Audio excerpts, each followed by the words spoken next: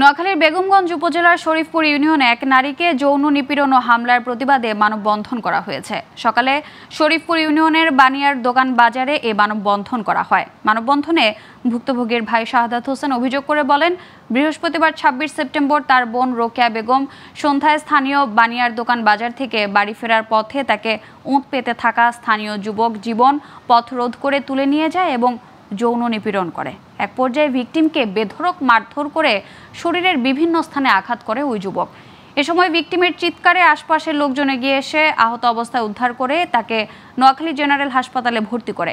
মানববন্ধনে স্থানীয় বাজারের ব্যবসায়ী, গণ্যমান্য ব্যক্তিবর্গ ও এলাকাবাসী উপস্থিত ছিলেন। সন্ত্রাসী আকাশ তাকে নির্যাতন করার অনেক ফায়দা লুটতে চাইছিল, পরে চিৎকার করার মানুষ আসি তাকে উদ্ধার করছে। পরে উদ্ধার করার পরে আসি প্রতিবাদ জানাইছে, পরে তাকে মারধর করছে। পরে এদেরকে নোয়াখালী মেডিকেল কলেজে নিছে, ওইখানে ডাক্তাররা ওরা চিকিৎসা দিছে। ও আমার গায়ে হাত দিছে, হাত দেওয়ার পরে আমি চিকর বাকর মারছি, মারার পরে মানুষে বাইরে আমার বাঁচাইছে।